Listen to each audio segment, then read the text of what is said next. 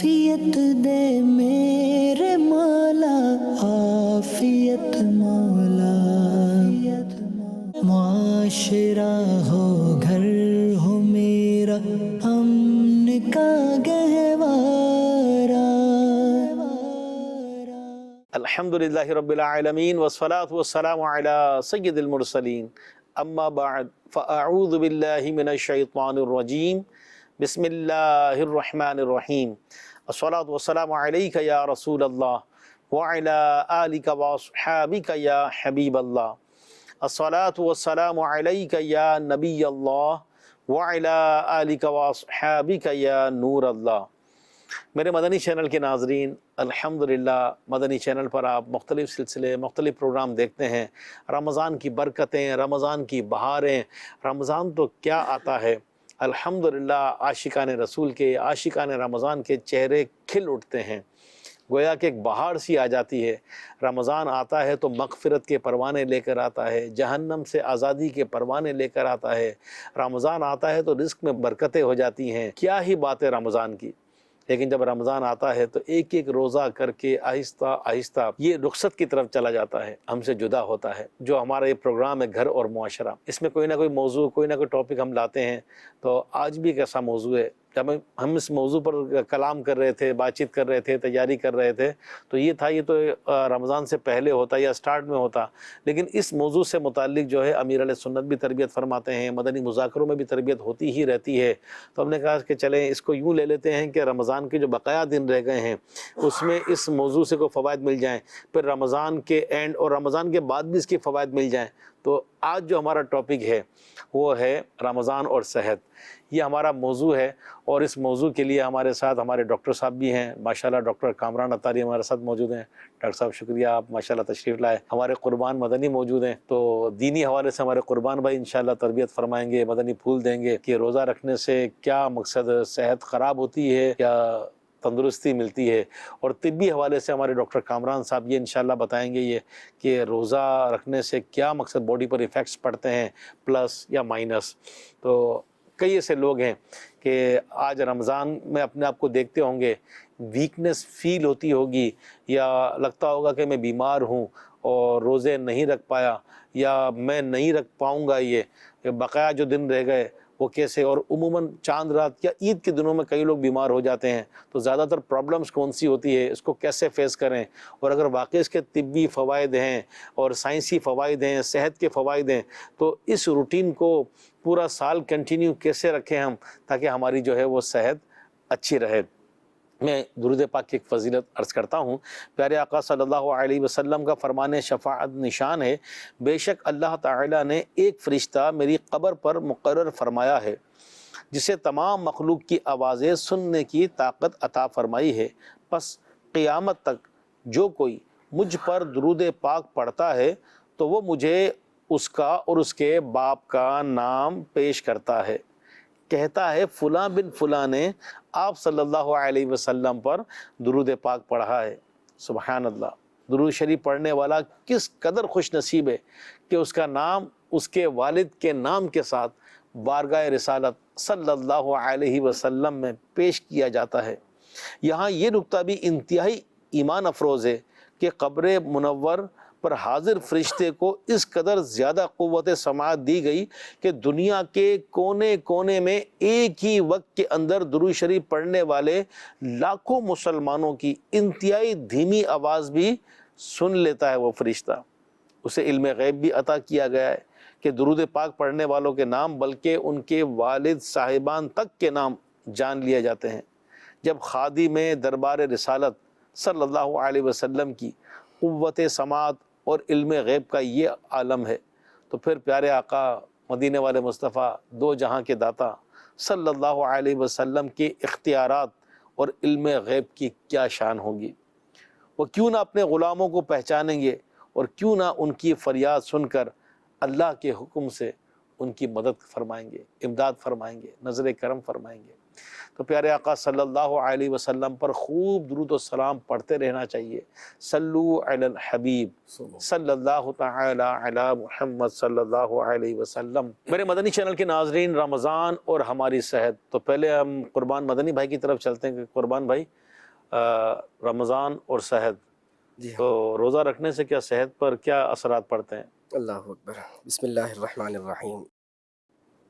دیکھیے رمضان اور صحت، صحت اور اسلام، صحت اور قرآن، صحت اور حضور جان عالم صلی اللہ علیہ وآلہ وبارک وسلم کے فرامین، جہاں تک صحت کی بات ہے نا، تو ہمارا دین اسلام ہمیں صحت کی قدر بتاتا ہے، کیا بات! اور ہمارا دین اسلام ہمیں صحت کی اہمیت سے آگاہ فرماتا ہے، کیونکہ صحت ہے تو سب کچھ ہے۔ واہ! یہ جملہ بڑا مشہور ہے نا کہ بھائی جان، جان ہے تو جہان ہے۔ ہاں، اب جان ہی نہیں ہے تو اتنے پیسے کا کرنا ہے کیا ہے؟ اب کسی کی بڑی بڑی گاڑیاں کھڑی ہوئی ہے، اتنا کچھ کھڑا ہوا ہے، لیکن اس سے اٹھا نہیں جا رہا بستر سے، تو اتنی بڑی گاڑی کو کیا کرے گا؟ صحیح، کسی کے پاس پیسہ ہی پیسہ ہے لیکن شوگر کا مریض ہے، وہ کیا میٹھا کھا سکتا ہے جو غریب کھا سکتا ہے؟ تو دیکھیے جان اللہ تبارک و تعالیٰ کی بہت بڑی نعمت ہے۔ صحیح، قرآن مجید فرقان حمید میں بھی آپ دیکھیے جگہ بجگہ اللہ تبارک و تعالیٰ نے اس حوالے سے صحت کی اہمیت کو بیان فرمایا ہے۔ آپ دیکھیں کہ اللہ پاک نے وہ تین والزیتون ہے، تین اور زیتون، اس کی قسم ارشاد فرمائی۔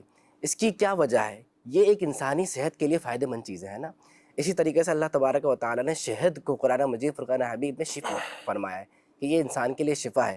تو یہاں پر ایک بات اور عرض کرتا چلوں کہ جو بھی چیزیں قرآن و حدیث کے اندر آتی ہیں، کوئی کھانے پینے کی چیز جس کے فوائد بیان کیے گئے، جیسے کہ احادیث میں کھجور کے فوائد بیان کیے گئے اور چیزوں کے فوائد بیان کیے گئے، تو وہ ہمیشہ طبیب کے مشورے سے ہی لینے چاہیے۔ لیکن میں یہاں پر ایک کامن بات کر رہا ہوں صحت کی اہمیت کے متعلق۔ تو جب بھی صحت کی کوئی بات آتی ہے تو ہم قرآن مجید میں دیکھتے ہیں کہ کچھ چیزوں کو اللہ تبارک و تعالیٰ نے احادیث میں حضور صلی اللہ علیہ وسلم نے اس کے فوائد بیان کیے ہیں، اس کی فضیلت بتائی ہے۔ اس کی وجہ کیا ہے؟ کیونکہ وہ انسان کی صحت کے لیے مفید ہیں، اس سے بیماری کو دور کرنے کے لیے مفید ہیں، اور اس کے اندر قوت مدافعت لانے کے لیے ایک بہترین کام دینے والے ہیں۔ تو اس سے پتہ چلتا ہے کہ صحت کی اسلام میں کتنی اہمیت ہے۔ ایک مرتبہ حضور جان عالم صلی اللہ علیہ وآلہ وبارک وسلم نے کچھ چیزوں کی اہمیت بیان کی اور 5 چیزیں گنائیں، ان میں سے ایک چیز کے بارے میں فرمایا کہ اس کو اس سے پہلے غنیمت جانو۔ اس میں سے حضور صلی اللہ علیہ وآلہ وسلم نے ایک چیز ارشاد فرمائی کہ صحت کو بیماری سے پہلے غنیمت جانو۔ واہ! صحت نہ یہ اللہ تبارک و تعالیٰ کی نعمت ہے۔ اب جو اللہ کی نعمت ہوتی ہے نا، بندہ اگر اس کی قدر نہیں کرتا تو وہ نعمت چلی جاتی ہے، اب وہ کوئی سی بھی نعمت ہو۔ اسی طریقے سے صحت کی جب بندہ قدر نہیں کرے گا تو وہ بندہ بیمار ہو جاتا ہے، اور جب بندہ بیمار ہوتا ہے نا تو اس وقت اس کو قدر نصیب ہوتی ہے کہ اللہ اکبر، یہ کیا ہو گیا؟ صحت ہوتی تو میں یہ کرتا، میں وہ کرتا، میں وہ کرتا۔ صحت مند آدمی کو دیکھ کے بڑا بندہ جو ہے نا وہ رشک کرتا ہے اور اس کو بڑی حسرت بھری نگاہوں سے دیکھتا ہے، دیکھو یہ کر سکتا ہے، وہ کر سکتا ہے۔ تو حضور صلی اللہ علیہ وآلہ وسلم ہمیں اس کی اہمیت بتا رہے ہیں کہ دیکھو صحت کو بیماری سے پہلے غنیمت جان لو۔ واہ! ابھی صحت میں تم جو کچھ کر سکتے ہو وہ بیماری میں نہیں کر سکتے۔ بے شک، اب یہ جو میں نے بات عرض کی، اب سمجھیے گا پوری بات جو میں نے عرض کی نا اس کی وجہ کیا تھی۔ اب یہ جو میں نے بات عرض کی، اب آپ بتائیے جو دین اسلام اور جو پیارے نبی صلی اللہ علیہ وآلہ وسلم صحت کے بارے میں اتنی اہمیت بیان فرما رہے ہیں، کیا اس دین اسلام میں کوئی ایسی بات ہوگی جو بیماری لانے والی ہو؟ کیا اس میں کوئی ایسا حکم ہوگا جس سے بندے کی صحت خراب ہوتی ہو؟ واہ! کیا اس میں کوئی ایسی بات ہوگی جس کی وجہ سے بندہ جو ہے نا وہ اس کی قوت، اس کی کسی ایسی جو جراثیم ہے جو اس کی صحت کو خراب کرنے والے ان میں اضافہ ہو؟ ڈیفینیٹلی بالکل نہیں، ایسا ہو ہی نہیں سکتا ہے نا جس دین اسلام نے صحت کی اتنی اہمیت بیان کی ہو۔ اسی لیے حضور جان عالم صلی اللہ علیہ وآلہ وسلم نے روزے کے متعلق ہمیں ارشاد فرمایا، صوموا تصحوا۔ واہ! کلیئر کر دیا نا، بالکل بات ہی کلیئر کر دی۔ صوموا، یہ نہیں کہ جو روزہ رکھے گا اس کا یہ صوموا روزہ رکھو۔ دیکھیں کہ حضور جان عالم صلی اللہ علیہ وسلم جس چیز کو حکم ارشاد فرما رہے ہیں، کیا بات اس کے پیچھے پوشیدہ ہوگی کہ انسانی صحت کے لیے، ایک انسان کے لیے، اس کے اخروی اور دنیاوی فوائد کے لیے کیا ہوگا؟ یا رسول اللہ تصحوا، تمہیں صحت مل جائے گی۔ واہ! تو روزہ رکھنے سے بیماری نہیں آتی ہے، روزہ رکھنے سے صحت ملتی ہے۔ روزہ رکھنے سے بندے کو دلی صحت بھی ملتی ہے، جسمانی صحت بھی ملتی ہے اور ذہنی صحت بھی ملا کیا کرتی بات ہے ہے، کیا روزہ رکھنے سے۔ اب یہ جو بات آپ نے کہی نا کہ روزہ رکھنے سے بندہ بیمار ہو جاتا ہے، یہ واقعی یہ بات درست نہیں ہے۔ ہماری سوسائٹی کے اندر کچھ لوگوں کے مابین یہ بات مشہور ہے جو روزہ رکھتے ہیں اور واقعی وہ بیمار بھی ہو جاتے ہیں، لیکن وہ روزے کی وجہ سے بیمار نہیں ہوتے، وہ اپنے دوسرے دیگر غیر ضروری بلکہ نقصان دہ کاموں کی وجہ سے بیمار ہوتے ہیں۔ یعنی یوں سمجھیے کہ وہ اپنے ڈائٹ صحیح نہ رکھنے کی وجہ سے، ایکسرسائز نہ کرنے کی وجہ سے، کھانا ہضم ہونے سے پہلے سو جانے کی وجہ سے، کھاتے ہی سو جانے کی وجہ سے، اوٹ پٹانگ جسے کہتے ہیں، یہ لفظ بڑا مشہور ہے مارکیٹ میں، اوٹ پٹانگ، یعنی غلط سلط ہر الٹی سیدھی چیز جو سامنے آئی وہ کھانے کی وجہ سے، حالانکہ وہ ہم اپنے پیسے سے خرید کے کھا رہے ہیں، وہ کھائے ایسے رہیں جیسے مال مفت دل بے رحم. آپ اپنے پیسے سے خرید کر، اپنی قوت لگا کر، اپنی محنت کی کمائی لگا کر آپ چیز کھا رہے ہیں، پیٹ بھی آپ کا اپنا ہے، مال بھی آپ کا اپنا ہے، اپنے نقصان کے لیے کھا رہے ہیں. تو جب بندہ یہ چیزیں اپناتا ہے، آپ دیکھیں کباب، سموسے، پکوڑے، اس ٹائپ کی جو بھی ایسی چیزیں ہیں جو بالخصوص جو بازاری چیزیں ہوتی ہیں جن میں فائدہ نہیں ہوتا، یہ چیزیں پورے 11 مہینے میں آج کل اتنا نہیں کھایا جاتا جتنا ایک شخص رمضان میں کھا لیتا ہے. تو بیمار پھر بندہ ان وجوہات کی بنا پر ہوتا ہے. پھر اگر وہ نماز پڑھنے والا نہ ہوگا، اگر تراویح سے بھی جی چرانے والا ہوگا، اور پھر روزے میں اس کو اچھے انداز سے گزارنے والا نہیں ہوگا، تو پھر وہ شخص بیمار ہوگا. پھر ہو سکتا ہے کم علمی کی وجہ سے وہ کہہ دے کہ روزہ رکھنے سے نا اصل میں بیمار ہو جاتا ہوں، ورنہ حقیقت بات یہ ہے کہ روزہ رکھنے سے بندہ صحت یاب ہو جاتا ہے. میں یہاں مختصراً امام اہل سنت کا واقعہ عرض کر دیتا. آپ رات کو سوئے تھے تو خواب میں آپ کے والد گرامی آئے، کہا بیٹا اس بار جو ہے وہ تمہارے جو ہے وہ تم رمضان آئیں گے، تم بیمار ہو جاؤ گے، شدید بیمار ہوگے، لیکن پریشان مت ہونا، روزے نہیں چھوڑنا، اللہ شفا عطا فرمائے گا. سبحان اللہ، اچھا سبحان اللہ. امام اہل سنت فرماتے ہیں واقعی رمضان آیا تو ہمیں بیمار بھی ہو گئی. تو وہ واقعی بیمار ہو گئے. تو اب آپ کو اپنی نصیحت یاد آئی کہ مجھے فرمایا تھا کہ پریشان مت ہونا، روزے مت چھوڑنا، اللہ شفا عطا فرمائے گا، کہ حضور صلی اللہ علیہ وسلم کی حدیث پاک ہے نا. بہرحال آپ نے روزے نہیں چھوڑے، آپ پر جو ہے نا وہ کمزوری بھی آئی، آزمائش بھی ہوئی، تکلیف بھی ہوئی، لیکن آپ نے روزے نہیں چھوڑے. کہ نہیں روزے کیوں چھوڑوں، روزے سے ہی تو صحت ملنی ہے، صحت ملنی ہے روزے سے. کیا بات. جب بندے کا عقیدہ ہے تو پھر تو بات ہی کچھ اور ہو جاتی ہے نا. آپ نے روزے نہیں چھوڑے. امام اہل سنت فرماتے ہیں انہی روزوں کی برکت سے اللہ تبارک و تعالیٰ نے مجھے صحت عطا فرمائی. واہ. لیکن یہاں پر میں ایک اور بات عرض کرنا چلوں کہ اگر طبیب حاذق ہے، یعنی ماہر طبیب جسے کہتے ہیں، اپنی فیلڈ کا ماہر ہو، اور اس کے ساتھ ساتھ دین کی سمجھ رکھنے والا ہو، تو اگر ایسا ڈاکٹر ہے وہ کسی وجہ سے کسی مریض کو کہتا ہے، کسی شخص کو کہتا ہے کہ آپ نے روزے نہیں رکھنے، تو اس کی ہمارے دین اسلام نے اجازت دی ہے. لیکن بعد میں پھر اس کی قضا کرنے کی وہ پورا طریقہ کار کیا ہے، وہ مفتیان کرام سے بندہ رہنمائی لے اور پھر اس کے ذریعے ہی آگے بڑھے. کیا بات ہے. میرے مدنی چینل کے ناظرین، ماشاءاللہ ہمارے قربان مدنی بھائی نے یہ حدیث پاک بیان کی. اس کی شرح تو ظاہر بات ہے مفتیان کرام، علماء کرام ہی بتاتے ہیں کہ روزہ رکھو، صحت یاب ہو جاؤ گے، تندرست ہو جاؤ گے. اور پھر ڈیٹیل بھی انہوں نے بتائی کہ دنیاوی طور پر کہ لوگ بیمار ہو جاتے ہیں. تو ہمارے ساتھ ڈاکٹر صاحب بھی ہیں، تو ڈاکٹر صاحب کے پاس تو بڑے ڈاکٹر صاحب کیس آتے ہوں گے رمضان میں. آپ کی تو سالہ سال کی پریکٹس ہے. فیضان مدینہ میں معتکفین کی بہاریں، تو ایک طرف اتنے معتکفین، دوسری طرف آپ کے جو شفا خانے پر، کلینک پر رش، اچھا اور بھی جگہ لوگ رہتے ہیں. تو اب جیسے کچھ تو انہوں نے ٹچ دیا ہے قربان مدنی بھائی نے، لیکن چونکہ آپ کی فیلڈ ہے یہ، تو کچھ رمضان تو گزر ہی چکا، کچھ باقی ہے. تو صحت کو کیسے کنٹرول رکھا جائے بقایا دنوں میں، اور خراب ہونے کے زیادہ اسباب کیا ہیں؟ دیکھیں جیسے قربان بھائی نے کافی ڈیٹیل میں ماشاءاللہ چیزیں بتائی ہیں اس کے اندر، اور جو چیز مجھے کور کرنی چاہیے تھی قربان بھائی نے کافی حد تک اس کو کور کر لیا، اللہ کا شکر ہے. اب اس میں یہی ہے جیسے خاص طور پہ مین چیز جو ایک پہلو آتا ہے رمضان میں صحت خراب ہونے کے حوالے سے، وہ آتا ہی ڈائٹ کے حوالے سے. صحیح. ایک ڈائٹ اور ایک نیند پوری نہ ہونا، صحیح. یہ دو فیکٹرز آتے ہیں جس کی وجہ سے پرابلم ہوتی ہے. اب وہ جو بیکار قسم کی ڈائٹس اور جو ہماری صحت کو نقصان دیتی ہیں، اس قسم کی ڈائٹس ہم لوگ یوز کرتے ہیں. خاص کر جو آئلی اشیاء ہیں، صحیح. وہ چاہے ہم سحر میں یوز کریں چاہے افطار میں یوز کریں، دونوں صورتوں میں ہمارے لیے مشکلات پیدا کر جاتی ہیں. صحیح. عام دنوں میں بھی ہم کھاتے ہیں آئلی اشیاء، ایسی بات نہیں ہے. ہمارے تمام یہ دیکھیں ہمارا ٹریڈیشن یہی ہے کہ ہم انہی چیزوں کو زیادہ استعمال کرتے ہیں. لیکن رمضان میں اس کی استعمال کثرت بڑھ جاتی ہے، بہت زیادہ ہو جاتی ہے. یعنی کہ جو فرض کریں کہ ایک چھوٹی سی چیز، ایک پکوڑا کھانے والا ہے، 2 پکوڑے کھانے والا آدمی وہ پوری پلیٹ پکڑ کے کھا رہا ہوتا ہے. صحیح. وہ 1 سموسے کھانے والا آدمی وہ 4 سموسے کھا رہا ہوتا ہے. تو اس کی وجہ سے آپ اوور لوڈ کرتے ہیں اپنے آپ صحیح. کو. پھر آپ نے افطار میں بھی اوور لوڈ کر لینا ہے، پھر آپ نے نماز پڑھنی ہے، نماز کے بعد بھی کھانا کھا کے بھی اوور لوڈ کر لینا ہے. صحیح. تو آپ ایک طرح سے پورے دن کی غذا ایک ہی وقت میں کھا لیتے ہیں. صحیح. تو لازمات ایک کیپیسٹی ہے، ہمارے معدے کی بھی ایک کیپیسٹی، ایک حد ہوتی ہے ہر چیز کی. اس سے جب آپ بیونڈ جائیں گے، آگے کی طرف جائیں گے، کسی بھی چیز کی زیادتی اور کمی دونوں نقصان دہ ہوتی ہے انسان کے لیے. اب چاہے وہ کسی بھی شکل میں آپ لے لیں. اب آپ نے خوراک کی شکل میں ایسی چیز لے لی جو آپ کی باڈی کے لیے ٹھیک نہیں ہے، تو ڈیفینیٹلی مینلی پرابلم آپ کو کیا ہوتی ہے، جیسے مثال کے طور پر ہم اپنی زبان میں کہتے ہیں بلوٹنگ وغیرہ، یعنی کہ آپ کو سینے میں تیزابیت وغیرہ ہو گئی ہے، منہ میں کڑوا پانی آ گیا ہے، پیٹ میں درد ہو گیا ہے، قبض کی شکایت ہو گئی ہے، سینے میں جلن وغیرہ ہو گئی ہے. یہ مین پرابلمس ہوتی ہیں اوور ایٹنگ کی وجہ سے. ہاضمہ خراب ہو جاتا ہے، موشنز بعض اوقات لوگوں کو لگ جاتے ہیں، یہ ان کو مین پرابلمس ہوتی ہیں. کچھ بیماریاں ایسی ہوتی ہیں جس کے اندر جو ہے نا آپ کے لیے روزہ رکھنا ذرا ڈیفیکلٹ ہوتا ہے. صحیح. لیکن اگر اس میں بھی غور کیا جائے تو اس میں ان کی صحت خراب کرنے میں ان کا اپنا ہاتھ ہوتا ہے، روزہ خراب کرنے میں ان کا اپنا ہاتھ ہوتا ہے. یعنی کہ روزے کی جو آپ اصل شکل سے اس کا فائدہ اٹھانا چاہتے ہیں وہ فائدہ نہیں اٹھا پاتے ہیں، تو اس کی اپنی ریزنس ہوتی ہے. یا تو وہ دوا پراپر نہیں لے رہے ہوتے، صحیح. یا اپنی صحت کے مطابق غذا پراپر نہیں لے رہے ہوتے، جس کی وجہ سے آپ کی صحت پہ اثر پڑ رہا ہوتا ہے. اب جیسے ایک مثال کے طور پہ عام روٹین میں لوگ سمجھتے ہیں شوگر کے مریض روزہ نہیں رکھ سکتے، ان کے لیے مشکل ہوتا ہے. شوگر کے مریضوں میں روزہ رکھنا کوئی مشکل کام نہیں ہوتا. صحیح. رکھ سکتے ہیں، کوئی ایسی پرابلم نہیں ہے. صرف ایک پوائنٹ پہ خیال کرنا ہوتا ہے جو خاص طور پہ انسولین لینے والے جو ہوتے ہیں.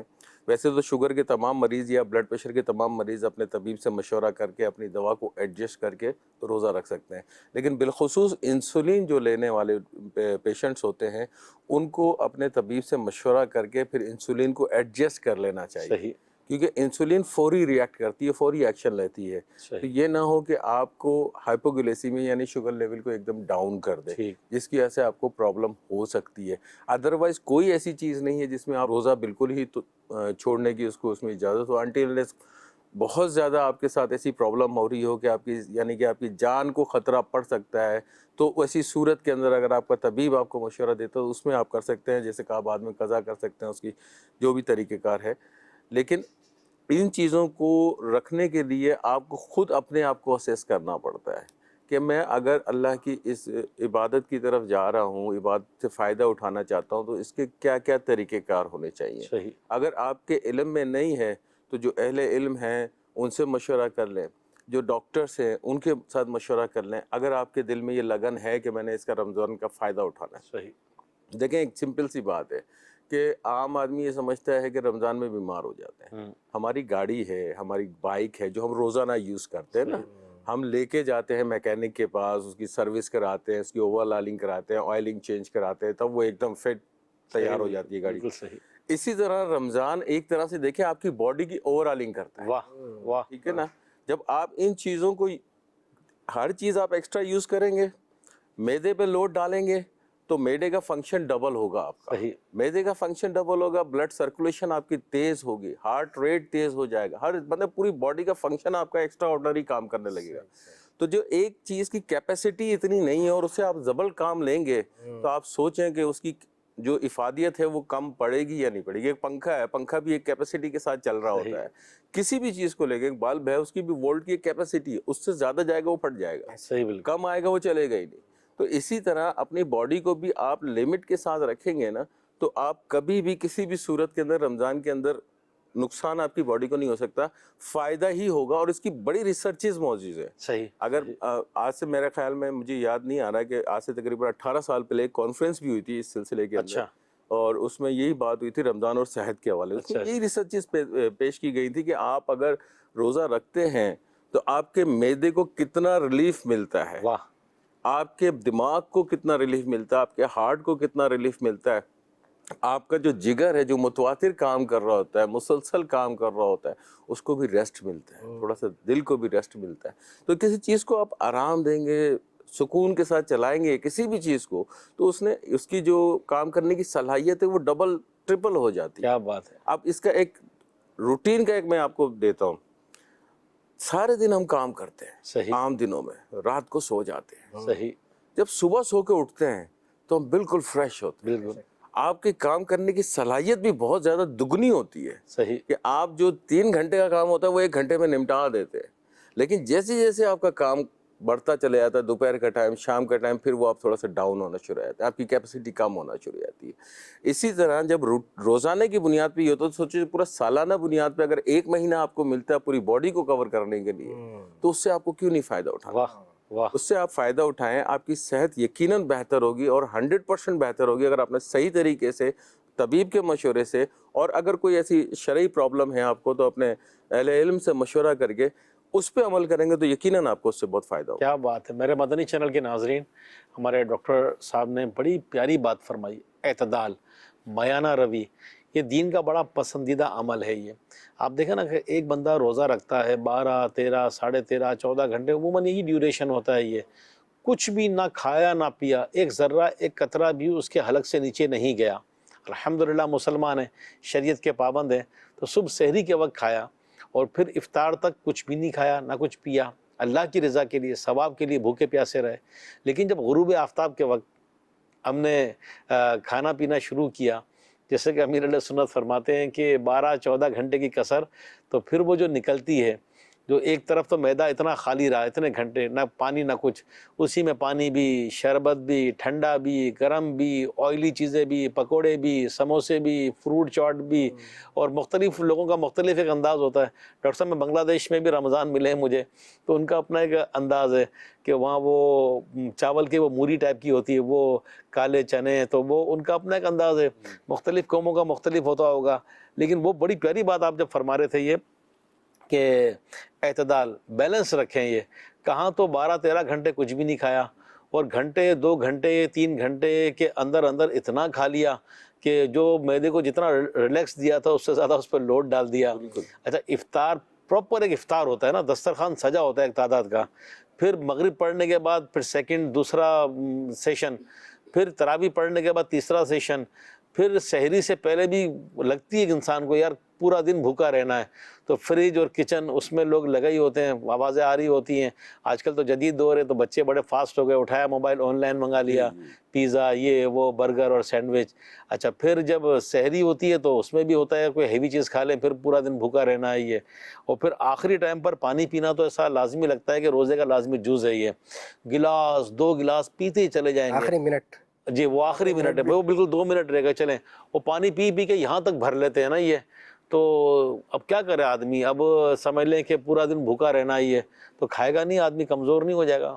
نہیں دیکھیں، اگر بات وہی ہے کہ اگر آپ صحیح طریقے سے یوز کرتے ہیں کسی بھی چیز کو، تو اس نے پورے دن میں ہی کام کرنا ہے. اب جیسے سپوز پانی کی مثال دی، ایک غلط کانسیپٹ ہے کہ روزے سے سحری ختم ہونے سے چند سیکنڈ پہلے، چند منٹ پہلے ہم اپنے پانی کو دھڑا دھڑ پی رہے ہوتے ہیں اسٹاک کر لیں پانی کا. اور ٹھیک ٹھاک اسٹاک کر لیتے ہیں.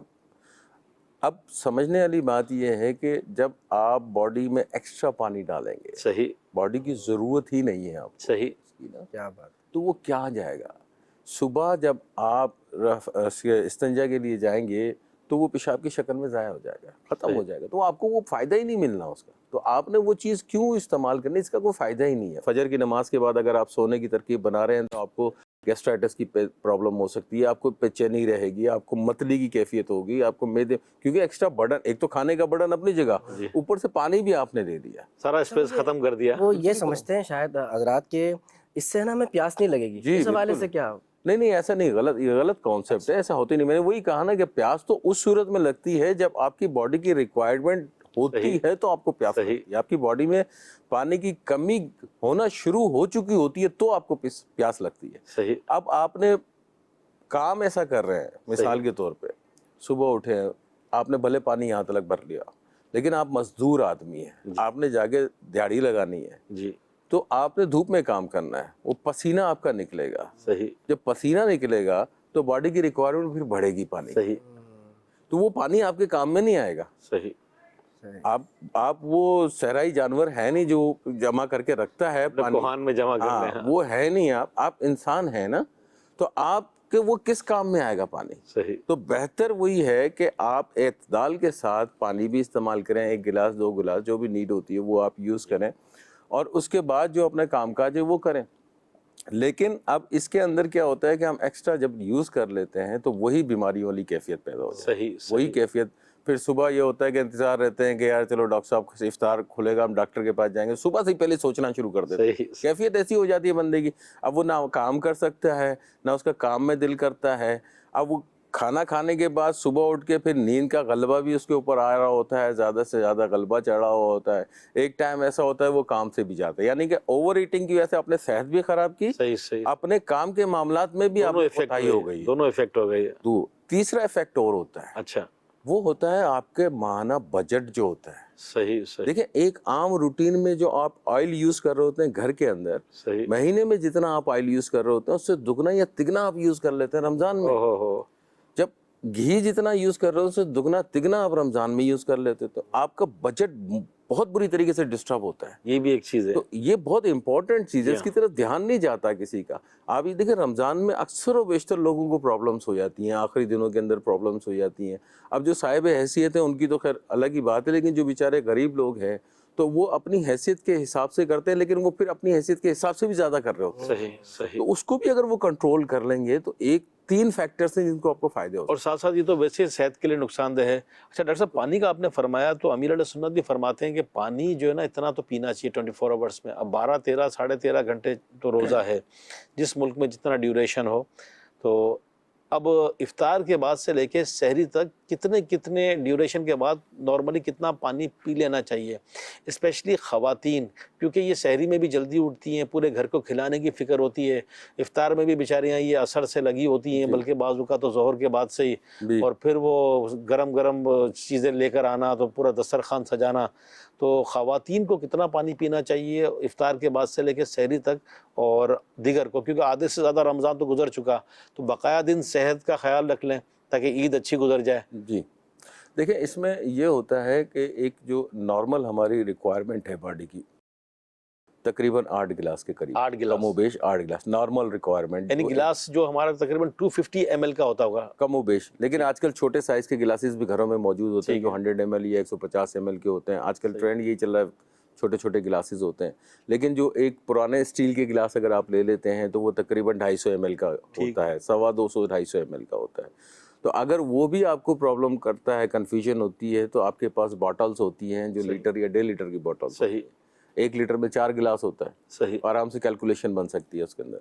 अब उसमें अक्सर लोग ये बोलते हैं यार हम पानी कैसे पूरा करें अपनी बॉडी का, इतने टाइम पीरियड के लिए तो आप उसमें होते हैं। मेरा सिंपल से बात ये होती है कि आप सहरी में कितना पानी पीते हैं।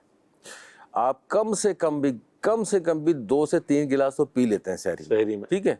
उसके बाद इफ्तार में आ गए आप, सही, इफ्तार में भी कम से कम 2 से 3 गिलास आप पानी पी लेते हैं, ये हो गया आपका तकरीबन 6 गिलास। सही। आगे कितने गिलास बचे? और आगे इफ्तार से लेकर सहरी तलक का ड्यूरेशन कम से कम आपका तकरीबन 8 घंटे का, 9 घंटे का है। सही। पर घंटा 1 गिलास भी पानी पीते हैं, 2-3 घंटे आप सोने के निकाल दें उसके, ठीक है। 3-4 घंटे ही मिलते हैं सोने के उमूमन रमज़ान के अंदर ना, तो 2-3 घंटे आप 4 घंटे रमज़ान इसके सोने के निकाल दें, तो आप 4 घंटे के दौरान 4 गिलास पानी नहीं पी सकते। सही। तो इस तरह आप आराम से 12 गिलास तो वैसे ही पूरे कर जाएंगे। सही। और वो हैवी भी नहीं होगा आपके लिए कि आपने बहुत ज़्यादा यार मैंने सुबह काम करना है, मैंने दबा पानी पीना है, हैवी भी नहीं पड़ेगा आपको। लेकिन अगर आप थोड़ा थोड़ा करके, अच्छा पानी किसी भी शक्ल में आप ले सकते हैं, ज़रूरी नहीं सादा पानी हो, आप जो है जूसेस वगैरह जो है, जो फ्रेश जूसेस हैं उसकी शक्ल में भी ले सकते हैं, शरबत वगैरह है, लिक्विड ले लें, कुछ ना कुछ लिक्विड किसी भी शक्ल में आप यूज़ कर सकते हो, वो आपको फ़ायदा ही देगा। तो इस तरह अगर आप डिवाइड करके चलेंगे तो आप पानी की कमी पूरी कर जाएंगे। अब ख़वातीन की तरफ आ जाते हैं जी। ख़वातीन को थोड़ा सा असेस ये करना पड़ेगा कि अब बाज़ ख़वातीन के यहाँ छोटी फैमिलीज़ होती हैं, बाज़ के जैसे आपने कहा कोई असर के दरमियान शुरू हो जाती हैं और कुछ ज़ोहर से ही बेचारी काम करना शुरू कर देती है। जो बेचारी ज़ोहर के बाद से काम करना शुरू कर रही होती हैं उनकी फैमिली बड़ी होती है, दैट्स वाई वो काम इतना लंबा होता है उन लोगों का। तो वो एसेस कर लेंगे चूल्हे, क्योंकि एक हीट वाली जगह होती है, गर्म जगह होती है, 1 नहीं 2 नहीं 3-3 4-4 चूल्हे वहाँ जल रहे होते हैं, वहाँ से आपकी पसीना खारिज हो रहा होता है और डिहाइड्रेशन यानी पानी की कमी की कैफियत हो रही होती है। अगर आप समझते हैं कि मेरा ड्यूरेशन चूल्हे के पास 4 घंटे का है खड़े होने का, तो आप उसी हिसाब से अपनी बॉडी की रिक्वायरमेंट को पूरा करें। मिसाल के तौर पे अगर आप चूल्हे के पास 4 घंटे रहती हैं तो आपको 12-13 गिलास आपने आराम से पीने हैं, और इसी तरह पीना है जिस तरह बताया जा रहा है आपको कि आपने इफ्तार में कैलकुलेशन करने है। अगर आपकी कैपेसिटी है इफ्तार में ज़्यादा पानी पीने की तो आप 2 गिलास 3 गिलास 4 गिलास भी पी सकते हैं, सहरी में भी इसी तरह पी सकते हैं आप। और बाकी का जो ड्यूरेशन बचता है उसमें आप डिवाइड कर लें, 3-4 घंटे का 1-1 1.5 गिलास 2-2 गिलास आप डिवाइड कर लें, तो आराम से 12-13 गिलास आप आराम से पी सकते हैं। कोई इसके अंदर आपके ऊपर लोड नहीं पड़ेगा, हैवी नहीं पड़ेगा।